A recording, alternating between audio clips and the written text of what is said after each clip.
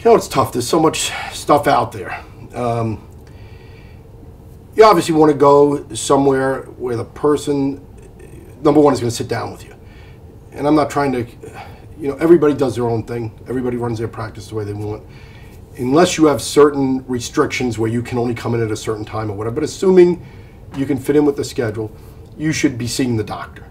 Sure, there's nothing wrong with getting paperwork filled out by a tech or a secretary or some sort of a pre-consult person, but ultimately, the person that's doing the physical exam, that's examining your hair density, that's examining the amount of loss, and that's telling you the procedure that they feel is appropriate or not appropriate for you, that should be the doctor. And it should be the doctor that's doing the procedure.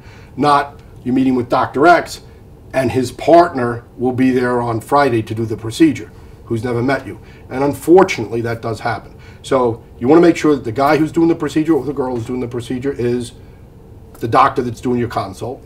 Number two, they have experience. And I've been doing it since 1986. I'm not claiming everybody has to have 20 years experience. Obviously they don't. But you certainly don't want the guy who says, yeah, I just took a program last week. I went to the meeting and I'm going to start today. You want, you know, at least 4 or 5, 6 years where they've had some good experience. And then that their techs are not, you know, obviously we all have turnover. We all have 1 or 2 new people maybe in the office. But you want to make sure the bulk of the people that are going to be working on you have been doing this for 4, 5, 6, 7 years. I mean, I've staffed, as I said, going back to 1992, all the way through 2001, people that we've trained, people that have come in having worked for other doctors that have retired or whatever, and they all know what they're doing, and that's critical. It's critical that the person is honest, too.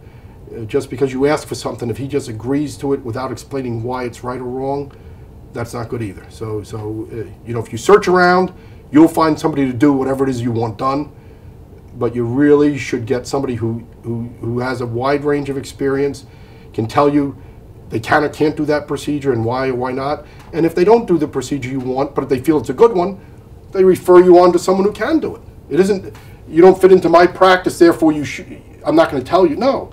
If this is what you need and I don't do that procedure, I know enough people in this business so I can say the right guy to do that is Dr. X, and I'll tell you to go there. You know, that's the goal, is that the patient gets what's appropriate for them and that I'm able to guide them in that direction.